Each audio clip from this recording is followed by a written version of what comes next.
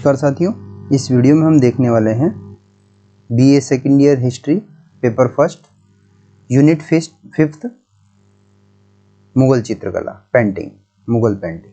Describe the development of painting during the Mughal period. Mughal काल में चित्रकला के विकास का वर्णन कीजिए या राइट ए शॉर्ट नोट या write a note on Mughal painting. Mughal चित्रकला पर एक लेख लिखिए। तो मुगल चित्रकला का शुरुआत हम लेते हैं मुगल साम्राज्य की स्थापना से, बाबर के समय से, कि मुगल चित्रकला का कितना विकास और क्या स्वरूप रहा। बाबर के समय की चित्रकला का नमूना अलवर से प्राप्त बाबरनामा के फारसी अनुवाद में आज भी सुरक्षित है। उसकी आत्मकथा बाबरनामा में बेहजाद नामक प्रभावशाली चित्रकार का उल्लेख हुआ है। बेहजाद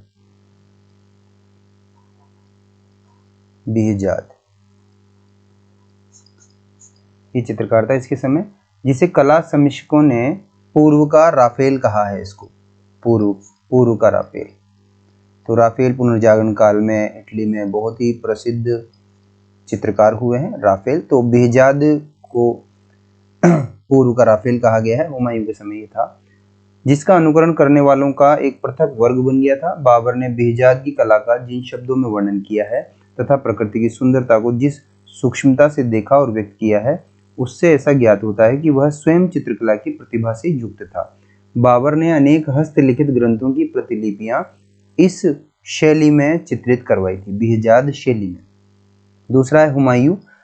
जब वह प्रवास काल में ईरान गया, जब शेरशाह सूरी ने उसका राज्य छीन लिया और वो ईरान चला गया, तो वहाँ के चित्रकारों से उसका संबंध स्थापित हुआ। और दो चित्रकार थे, मीर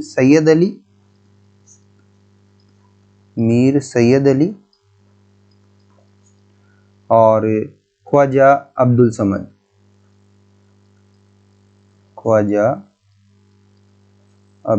समद। तो इसको शीरी कलम की उपाधि उसने दी। शीरी कलम, ख्वाजा अब्दुल समद को शीरी कलम इसे कहा जाता था। इन दोनों को अपने साथ आने को राजी कर लिया था। इन चित्रकारों द्वारा 1550 से 1560 के बीच में दास्तान-ए अमीर हमजा को चित्रित करवाया गया। ये ग्रंथ है एक, इसको चित्रित करवाया इन्होंने, दास्तान-ए अमीर हमजा। 1555 में वापस हुमायूं शासक बना और 1556 में शेर मंडल, मतलब उसका जो पुस्तकालय था, उसकी सीढ़ियों से गिर करके उसकी मृत्यु हो गई। स्वयं ने उसने शिक्षा ली और अकबर को उनकी शागिर्दी में रखा। अकबर की बात करें तो अकबर ने चित्रकला को विशेष प्रोत्साहन दिया और इस प्रकार ईरानी या फारसी और भारतीय कला का समन्वय आरंभ हो गया अकबर के समय। अकबर ने भारतीय चित्रकारों को एकत्र किया और उन्हें मीर सैयद अली और अब्दुल समद के नियंत्रण में रख दिया। सम्राट स्वयं प्रति सप्ताह इन कलाकारों की कला का निरीक्षण करता और प्रगति के अनुसार पारितोषिक देता। उसने कलाकारों को योग्यतानुसार वर्गों में बांट दिया था और प्रत्येक वर्ग को भिन्न भिन्न कार्य देने का आदेश निकाल दिया था। परिणाम स्वरूप इस समय के चित्रों में एक चित्रकार की कृतियों के नमूने कम हैं। प्राय अधिकतर चित्र अनेक विशेषज्ञों के सम्मिलित उद्योग से निर्मित हैं। अकबर ने महान विदेशी कलाकारों के चित्रों का संग्रह किया था और उन्हें एक चित्रशाला में आदेश के रूप में रखवा दिया था। अबुल फजल ने लिखा है कि सम्राट के दरबार में 100 उच्च कोटि के तथा अनेक निम्न श्रेणी के कलाकार थे। ईरानी कलाकारों में प्रमुख थे अब्दुल समद, फर्रुख बेग, खुसरो अली, अकारिजा, जमशेद आदि। और भारतीय कलाकारों में दशवंत, बसावन, सांवलदास, ताराचंद, केसूलाल, जगन्नाथ, मुकुंद, हरिवंश आदि। अकबर के समय में फतेहपुर सीकरी में दीवारों पर जो चित्र बनाए गए, जिन पर बाद में विध्वंसक औरंगजेब ने चूना पुतवा दिया था। अधिकांश चित्र सम्राट की प्रिय पुस्तकों को सचित्र करने के लिए बनाए गए। सम्राट ने विशिष्ट दरबारियों या उन लोगों से संबंधित घटनाओं को लेकर स्वतंत्र चित्र भी बनवाए। अकबरकालीन चित्रों में शैली की संक्रांति, ट्रांजिशन, मतलब एक कला से दूसरी कला की ओर, एक विशेषता से दूसरी कला की ओर जाना, स्पष्ट देखी जा सकती है। प्रारंभिक चित्रों में ईरानी वातावरण और ईरानी शैली की ही प्रधानता रही। आगे चलकर भारतीय कलाकारों का संपर्क बढ़ने पर यह विदेशीपन भारतीयता से समन्वित हो गया। शैली और वातावरण में परिवर्तन हुआ और प्राकृत मुगल शैली का विकास हुआ। विषय की दृष्टि से अकबर के आदेश से रामायण, कालियादमन, नल दमयंती आदि हिंदू ग्रंथ भी चित्रों द्वारा सजाए गए। यह अकबरकालीन ईरानी चित्रकला के भारतीयकरण का उदाहरण है। तो भारतीय ग्रंथ जो थे वो रामायण, कालियादमन और नल दमयंती, इनके भी चित्र बनाए। जहांगीर की बात करें तो जहांगीर के समय में चित्रकला पूर्ण परिपक्व हो गई। वह स्वयं चित्रकला प्रेमी, पारखी और संरक्षक था। उसके समय में अकबर के समय के अनेक चित्रकार बने रहे। अनेक हिंदू और मुसलमान कलाकार नए भी आए। नए विदेशी चित्रकारों में हिरात निवासी आकारीजा, उसका पुत्र अबुल हसन, समरकंद निवासी मोहम्मद नादिर और मोहम्मद मुराद तथा उस्ताद मंसूर। भारतीय कलाकारों में विशनदास, मनोहर और गोवर्धन। अगारीजा के बेटे अबुल हसन को जहांगीर ने नादिर उल जमा की तथा उस्ताद मंसूर को नादिर उल अस्र की उपाधि दी। वास्तव में जहांगीर हिंदू कलाकारों को समान दृष्टि से देखता था। इसी से विशनदास और मनोहर की प्रतिभा का वह समुचित मूल्यांकन कर सका। मानवीय आकृतियों के चित्रण में विशनदास अप्रतिद्वंदी तथा फूल पत्तियों और पशु पक्षियों के चित्रण में मनोहर मंसूर की भांति कुशल था। तो जहांगीर के समय को चित्रकला का स्वर्ण काल कहते हैं और शाहजहां के समय को स्थापत्य कला का स्वर्ण काल कहते हैं। शाहजहां के समय ही ताजमहल बनाया गया था। शाहजहां और उसकी स्त्री मुमताज महल दोनों धार्मिक विचारों के थे। इस्लाम चित्रकला का विरोधी है। इससे कट्टर शाहजहां को चित्रकला में विशेष अभिरुचि नहीं थी। फिर भी शान शौकत का प्रेमी शाहजहां इसकी ओर से पूर्णतया उदासीन नहीं था। उसके समय में चित्रकला के निरीक्षण का भार मोहम्मद फखरुल्लाह खां को सौंपा गया। शाही अभिरुचि के अभाव में चित्रकला राजकीय प्रश्रय से क्रमशः दूर होती चली गई और दरबार में चित्रकारों की संख्या और उनकी राजकीय सहायता कम होती चली गई। फलस्वरूप मुगल दरबार के चित्रकारों, राजकुमारों, अमीरों या अन्य राजाओं का आश्रय ढूंढने लगे। शाहजादा दारा चित्रकला का प्रेमी था, औरंगजेब का बड़ा पुत्र और इसका शाहजहां का बड़ा बेटा। उसने उसे प्रश्रय देकर जीवित रखने की भी कोशिश की, किंतु उसका दुखमय निर्मम अंत चित्रकला के लिए घातक प्रमाणित हुआ। चित्रकार बाध्य होकर बाजार से दुकानें खोलकर और तस्वीरें बेचकर जीविकोपार्जन करने लगे। शाहजहां की प्रदर्शन प्रियता और शान शौकत के प्रोत्साहन से ही तत्कालीन चित्रकला पर विशेष प्रभाव पड़ा। स्वाभाविकता और मौलिकता का अभाव, रूढ़िवादिता, रंगों का चटकीलापन, चमत्कारवादिता तथा अलंकार प्राधान्य इस काल की चित्रकला की विशेषताएं हैं। औरंगजेब कट्टर सुन्नी मुसलमान था, अतः वह चित्रकला को इस्लाम विरोधी मानता था। चित्रकार को प्रश्रय देना तो दूर रहा, उसने पुराने चित्रों को ही विध्वंस करा दिया। उसने बीजापुर के राजमहल के भव्य चित्रों को नष्ट करवा दिया। सिकंदरा में अपने प्रपितामह अकबर के मकबरे के भित्ति चित्रों पर चूना पुतवा दिया। तो इस तरह से ये हमारा चित्रकला का टॉपिक खत्म होता है। अब हम लेते हैं मुगलों की प्रशासनिक व्यवस्था। तो discuss the main features of the administrative system of the Mughals, analyse the central administration system of the Mughals. तो मुगलकालीन प्रशासनिक व्यवस्था या शासन व्यवस्था की बात करें तो पहला है केंद्रीय शासन व्यवस्था, उसके बाद इसको बांटेंगे प्रांतीय शासन व्यवस्था, फिर उसके बाद सरकार अथवा जिला प्रबंध में और फिर नगर प्रबंध में। सबसे पहले हम देखते हैं केंद्रीय शासन व्यवस्था। तो केंद्रीय शासन व्यवस्था में सम्राट होता था, फिर मंत्री परिषद होती थी। मंत्री परिषद के सम्राट और मंत्री परिषद मुख्य रूप से दो पार्ट होते थे और मंत्री परिषद में ये सभी पदाधिकारी शामिल किए जाते थे, जैसे वजीर, मीर बख्शी, सद्र सुदूर, प्रधान काजी, मुहत्सिब, खाने सामा, मीर आतिश, दरोगा या डाक चौकी। तो सबसे पहले हम लेते हैं सम्राट को। सम्राट मुगल राज्य का प्रधान होता था। वही राज्य का अंतिम कानून निर्माता, शासन व्यवस्थापक, न्यायाधीश और सेनापति था। इस प्रकार सम्राट को असीमित अधिकार प्राप्त थे, परंतु वे स्वेच्छाचारी तथा अत्याचारी नहीं थे। उन्होंने प्रजा की भलाई करना अपना प्रमुख कर्तव्य समझा। उन्हें अनेक विशेष अधिकार प्राप्त थे, जैसे झरोखा दर्शन, पद प्रदान करना, तुलादान, नक्कारे का प्रयोग, हाथियों की लड़ाई आदि। मंत्री परिषद की बात करें तो शासन को सुचारू रूप से चलाने के लिए सम्राट मंत्रियों और अधिकारियों की नियुक्ति करता था। ये मंत्री अपने अपने विभागों के प्रधान तथा अपने विभागों की देखभाल करते थे। यद्यपि मंत्री सम्राट को सलाह दे सकते थे, परंतु उनकी सलाह को मानना या न मानना सम्राट की इच्छा पर निर्भर करता था। मुगल काल के प्रमुख मंत्री निम्न प्रकार थे। वजीर या प्रधानमंत्री। सैद्धांतिक दृष्टि से वजीर शासन व्यवस्था का प्रधान था, सभी विभागों की देखभाल करता था। वह सम्राट की अनुपस्थिति में शासन की देखभाल करता था। वह दीवान का कार्य करता था। दीवान होने के नाते वह राज्य की आय और व्यय की देखभाल करता था। सैनिक और असैनिक अधिकारियों की नियुक्ति भी उसी की सलाह से की जाती थी। दूसरा है मीर बख्शी।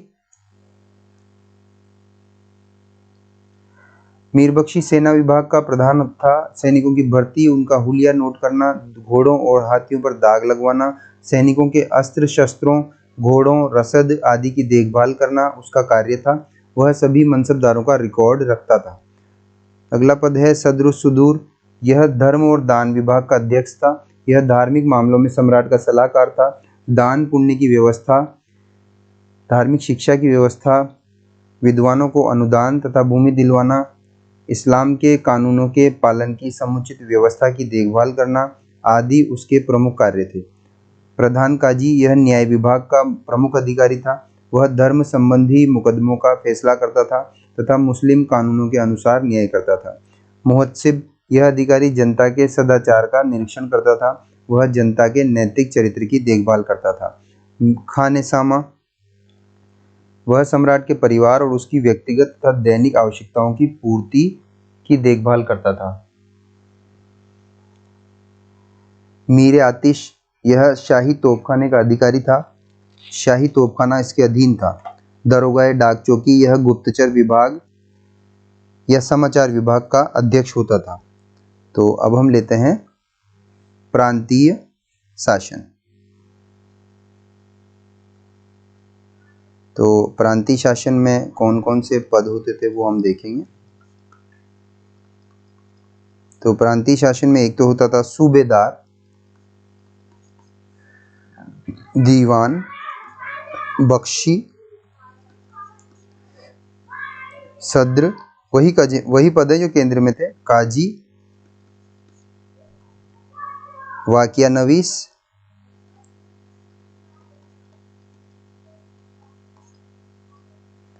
और कोतवाल। ये पद प्रांत में होते थे, स्टेट में। सूबेदार, दीवान, बख्शी, सद्र, काजी, वाकिया नवीस, कोतवाल। तो सबसे पहले सूबेदार की बात करें तो प्रांतीय शासन को सुचारू रूप से चलाने के लिए मुगल सम्राटों ने साम्राज्य को अनेक प्रांतों में विभक्त कर दिया था। प्रांतीय शासन के प्रमुख अधिकारी थे। पहला था सूबेदार। प्रांतों का सर्वोच्च अधिकारी सूबेदार कहलाता था और सूबेदार की नियुक्ति सम्राट के द्वारा की जाती थी। प्रांत में शांति एवं व्यवस्था बनाए रखना, भूमि कर वसूली में सहायता करना, सम्राट की आज्ञाओं का पालन करवाना, न्याय करना, विद्रोहियों का दमन करना, लोगों की सुविधाओं का ध्यान रखना आदि उसके प्रमुख कर्तव्य थे। दूसरा है दीवान। तो दीवान प्रांतीय वित्त विभाग का अध्यक्ष होता था।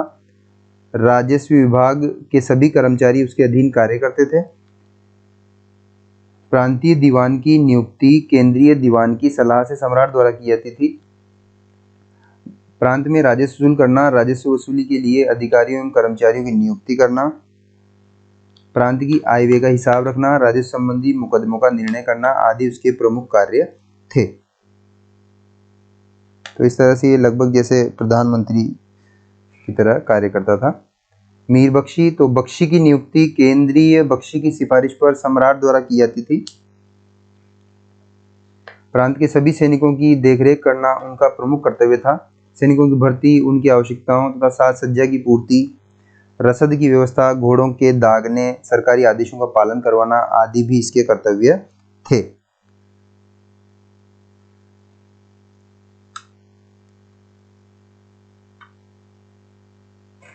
उसके बाद सद्र आता है। तो सद्र की नियुक्ति केंद्र के सद्र उस सुदूर की सिफारिश पर सम्राट द्वारा की जाती थी। उसका प्रमुख कार्य लोगों के नैतिक चरित्र की देखभाल करना, दान पुण्य तथा इस्लाम के कानूनों के पालन की व्यवस्था करवाना था। काजी प्रांतों का प्रमुख न्यायिक अधिकारी होता था। वह दीवानी तथा फौजदारी दोनों प्रकार के मुकदमों की सुनवाई करता था। उन पर उनका निर्णय अपना निर्णय देता था। वाक्यान्वयी, यह प्रांत के गुप्तचर विभाग का अध्यक्ष होता था। यह प्रांत में घटित होने वाली समस्त घटनाओं की सूचना केंद्रीय सरकार को भेजता था। कोतवाल, प्रांत की राजधानी का प्रमुख अधिकारी कोतवाल कहलाता था। कोतवाल नगर का प्रमुख पुलिस अधिकारी होता था। नगर की, जैसे हमारे यहाँ एसपी होता है, उस तरह से नगर की सुव्यवस्था, शांति एवं सुरक्षा के लिए उत्तरदायी होता था। तो ये हो गया प्रांतीय शासन। अब आता है हमारा तीसरा पॉइंट इसी में, सरकार या जिला। जिले में क्या स्तर था, जिले में क्या व्यवस्था थी। भाई सेंटर में होगी, दिल्ली में मान लो अपने यहाँ, फिर उसके बाद राजस्थान में, उसके बाद फिर विभिन्न जिलों में। तो जिले में, मुगल में प्रांतों को सरकारों अथवा जिलों में बांटा गया था। जैसे हमारे यहाँ प्रांत को, स्टेट को जिलों में बांटा गया है, उस तरह से। तो उसके प्रमुख अधिकारी थे, पहला था फौजदार, जैसे यहाँ सूबेदार होता था, ऊपर फौजदार। यह सरकार अथवा जिले का प्रमुख अधिकारी होता था, जिसकी नियुक्ति केंद्रीय सरकार द्वारा होती थी। यह एक सैनिक अधिकारी होता था। विद्रोहियों का दमन करना, अपने क्षेत्र में शांति एवं व्यवस्था बनाए रखना, अपराधियों, चोरों, डाकुओं आदि को बंदी बनाना उसके प्रमुख कर्तव्य थे। दूसरा है अमलगुजार। तो यह सरकार का राजस्व अधिकारी था। लगान वसूल करना, उस सरकारी कोष में जमा करवाना, कृषि की देखभाल करना और किसानों की रक्षा करना आदि इसके कार्य थे। तीसरा है जिला स्तर पर या सरकार स्तर पर बितिकची। बितिकची, यह अमलगुजार का एक सहायक अधिकारी होता था, जो जिले की भूमि संबंधी रिकॉर्ड रखने में उसकी सहायता करता था। अगला है खजानदार। खजानदार, तो यह भी अमलगुजार का एक सहायक अधिकारी होता था, जो भूमि कर वसूल करने तथा उसको सरकारी कोष में जमा कराने में सहायता करता था। तो इस तरह से ये तीनों तो जो है राजस्व का कार्य करते थे। ये प्रमुख होता था, दोनों इसके सहायक होते थे। अब आता है परगने का प्रबंध। परगना, पहला केंद्र हो गया, फिर प्रांत हो गया, फिर सरकार या जिला हो गया, अब परगना आता है। परगने का प्रबंध, चौथा पार्ट। तो प्रत्येक सरकार अपने अनेक जिलों में, जैसे हमारे यहाँ तहसीलों में बटा होता है जिला, तो परगनों में बटा होता था। परगने का प्रबंध करने के लिए कुछ अधिकारी होते थे, जैसे शिकदार, अमीन, फौतदार, कानूनगो। ठीक है, तो शिकदार की बात करें, परगने का प्रमुख प्रशासनिक अधिकारी था। अपने परगने में शांति एवं व्यवस्था बनाए रखना, लगान वसूल करने में सहायता करना आदि उसके प्रमुख कर्तव्य थे। अमीन परगने का वित्त अधिकारी था, किसानों से लगान वसूल करना उसका प्रमुख कर्तव्य था। फौतदार, वह परगने का खजांची होता था। और कानूनगो, वह पटवारियों के कार्यों का निरीक्षण करता था। और कानूनगो के नीचे पटवारी, तो पटवारी जो है वो सरकारी रिकॉर्ड को मेंटेन करता था और सरकारी रिकॉर्ड को रखता था। और सरकार भूमि संबंधित अनेक धरातल के जो कार्य थे फील्ड के, वो करता था। ग्राम प्रबंध पांचवा है, ग्राम आ जाता है, तहसील के बाद ग्राम। तो ग्राम सबसे छोटी इकाई थी। ग्राम के प्रमुख अधिकारी मुकद्दम, पटवारी, चौकीदार आदि होते थे। ग्राम पंचायतें भी होती थी, जो ग्रामीणों के आपसी विवादों का निपटारा करती थी, तक गाँव की सफाई, शिक्षा, सुरक्षा, चिकित्सा आदि कार्यों की भी व्यवस्था करती थी। नगर प्रबंध आता है अगला, छठा, नगर प्रबंध। नगर का प्रमुख कोतवाल होता था, उसकी नियुक्ति केंद्रीय सरकार द्वारा होती थी। कोतवाल के प्रमुख कार्य निम्न होते थे। नगर में शांति एवं व्यवस्था बनाए रखना, अपराधियों को दंडित करना, नगर में आने वाले विदेशियों एवं अजनबी लोगों को की निगरानी रखना, मूल्य नियंत्रण एवं नाप तोल के बांटों का निरीक्षण करना, नगर की रक्षा के लिए चौकीदारों की व्यवस्था एवं देखभाल करना, शमशान, कब्रिस्तान, बूचड़खानों आदि की व्यवस्था एवं देखभाल करना, सामाजिक कुरीतियों को दूर करना और लावारिस संपत्ति की देखभाल करना एवं उसे उसके वारिस तक पहुंचाना। तो इस तरह से ये हमारा प्रशासनिक व्यवस्था भी मुगलों की हो जाती है। कुछ इससे संबंधित छोटे क्वेश्चन देख लेते हैं। मुगल प्रशासन के 4 प्रमुख तत्व बताइए। तो मुगल शासन व्यवस्था का आधार ईरान और अरब का शासन था। पहला, मुगल शासन व्यवस्था का मूल स्रोत सैनिक ही था। मुगल शासन निरंकुश था। मुगल शासन प्रबुद्ध निरंकुशता का शासन था। प्रबुद्ध निरंकुशता, देखिए निरंकुशता जो नेगेटिव होती है, प्रबुद्ध निरंकुशता शक्तियां तो है लेकिन उनका गलत उपयोग नहीं होता, तो उसे प्रबुद्ध निरंकुशता कहते हैं। तो मुगल शासन निरंकुश था लेकिन प्रबुद्ध निरंकुशता का शासन था। उसके अलावा मुगल काल के 4 मंत्रियों का उल्लेख कीजिए। तो वजीर या प्रधानमंत्री तथा वित्त विभाग का अध्यक्ष होता था वजीर। दूसरा मीर बख्शी, सेना विभाग का अध्यक्ष होता था। तीसरा सद्र सुदूर यह धर्म और दान विभाग का अध्यक्ष होता था। और चौथा प्रधान काजी, यह न्याय विभाग का प्रमुख अधिकारी था। तो मिलते हैं अगले वीडियो में, धन्यवाद।